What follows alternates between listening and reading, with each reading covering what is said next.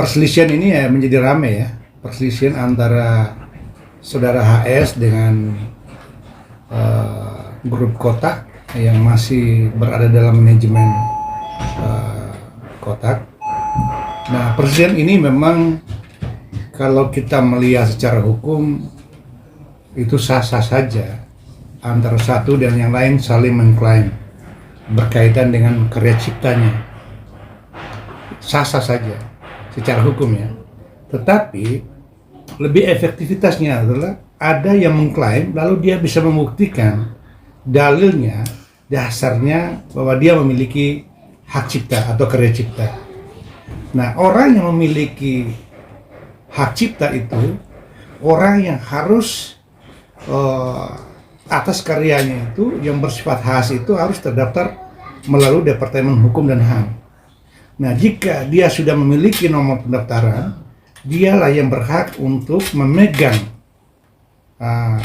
daftar atas karya ciptanya. Jadi kalau rekomendasi Undang-Undang 28 tahun 2015 itu sangat jelas bahwa seluruh karya cipta baik dalam bentuk buku, tulisan karya ilmiah, termasuk dalam hal ini adalah lagu, itu harus didaftarkan dalam sebagai hak cipta. Nah, ketika didaftarkan, maka di situ diatur berkaitan dengan hak intelektualnya, hak ekonomisnya. Ketika lagunya digunakan pihak lain untuk kepentingan komersil, maka wajib hukumnya orang itu membayar kepada si pencipta lagu itu.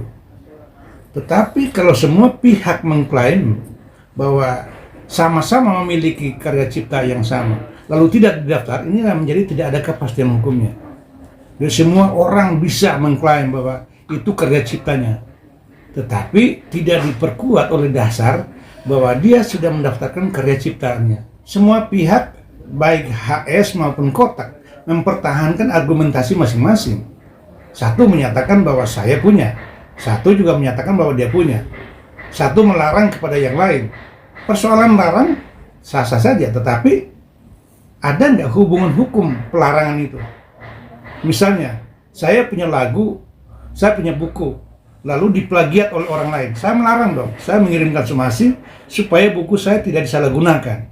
Karena buku itu menjadi karya ciptaan saya secara khas ya. Yang misalnya saya kasih contoh ya, buku saya ini Good Governance dalam Pemberantasan Korupsi. Semua tentang korupsi banyak orang yang membahas, tapi buku saya bersifat khas karena kemasan, karya tulisnya, bahasanya, narasumbernya semua berbeda dengan yang lain. Maka itulah namanya hak cipta. Lalu memperkuatkan dalam sisi legalnya, saya harus membuatkan ini. Nah, daftar di Departemen Hukum dan HAM sehingga kita diakui secara kenegaraan bahwa kita memiliki ciptaan yang secara legal sudah didaftarkan. Nah, ketika sudah didaftarkan, misalnya salah satu pihak yang berselisih saat ini, satu mengklaim bahwa ini adalah ciptaan saya, lalu yang lain coba mempertahankan dan tetap menggunakan. Itu ada upaya hukumnya sepanjang dia bisa membuktikan bahwa ciptaan itu adalah memang terdaftar atas nama dia. Oke, berarti jadi pada dasarnya definisi ciptaan itu adalah seseorang, sekelompok orang yang memiliki gagasan, ide atau kemampuan intelektualnya menciptakan sesuatu yang bersifat khas, misalnya lagu. Jadi bisa seseorang, bisa sekelompok orang. Nah, pertanyaan, kalau kita kembali kepada case-nya Kotak ini, apakah setiap lagu itu menjadi karya bersama? Nah, kalau karya bersama itu pada waktu masih bersama, maka tidak ada menjadi sengketa. Tapi ketika salah satu personil keluar, nah itulah saling mengklaim. Karena kepentingan sudah berbeda. Apalagi hal-hal yang itu potensi ributnya ada, potensi konflik ya. Maka penyelesaiannya tidak bisa dengan selera masing-masing. Ya jalur hukum saja, buktikan di pengadilan atau buktikan di kepolisian bahwa itu memang karya ciptaan yang sah secara individual, bukan secara kelompok, kan begitu. Sehingga dia memiliki hak juga untuk mengatur, mengolah dan melarang pihak-pihak yang melakukan plagiat atau menyalahgunakan ciptaannya itu, karya ciptanya. Tapi ini gimana ya Bang? Maksudnya tadinya masalah jadi masalah intern. Ya. Apa namanya, menggunjing soal fisik segala. Kalau saya berbicara secara akademis ya, secara akademis atau secara yuridis normatif, memang disarankan ini kepada publik, apabila dibentuk sebuah organisasi dalam bidang musik misalnya, harus dibuat perangkat hukumnya sebaik mungkin, dibuatkan perjanjian itu sebagai landasan. Dalam perjanjian itu mengatur tentang hak dan kewajiban masing-masing pihak, termasuk hak dan kewajiban ketika salah satu itu godwill dari perjanjian itu. Misalnya satu yang mengingkari, dia keluar dari grup atau keluar dari komunitas itu, apa yang menjadi kewajiban dia? Apakah dia hilangkan seluruh haknya di dalam perjanjian itu atau tidak? Itu sangat tergantung dengan perjanjian itu sendiri. Sama dengan perkawinan. Jadi jarang orang Indonesia itu membuat perjanjian pranikah. Pada itu sangat penting mengatur hak dan kewajiban masing-masing pihak. Tetapi yang kita lihat itu adalah konteks sosialnya, konteks kemanusiaan, bahwa tidak etis berbicara tentang itu. Padahalnya memang hukum sudah mengatur sedemikian rupa sebagai sarana untuk membatasi hak atau mengatur hak satu sama lain. Kalau ini seharusnya memang tetap menjaga etik komunikasi sebenarnya, dibangun komunikasi yang baik.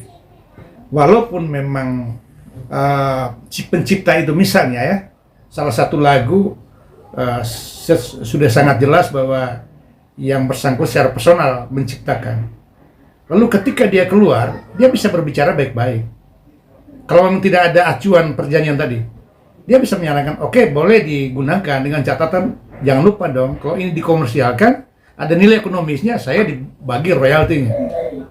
Nah, biasanya bisa begitu, ada penyelesaian win solution dengan cara kebaikan, dengan cara kompromi.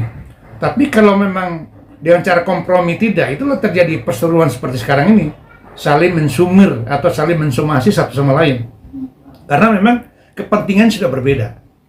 Jadi pentingnya kerangka atau sarana hukum itu adalah perjanjian itu, supaya mengatur hak dan kewajiban masing-masing pihak dalam keadaan normal maupun abnormal.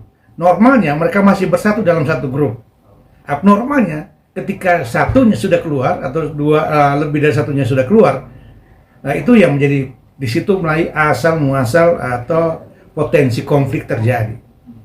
Jadi Bang terakhir Ya, kalau saran saya ini kan sebenarnya lebih banyak normatifnya ya. Tidak baik investasi konflik gitu.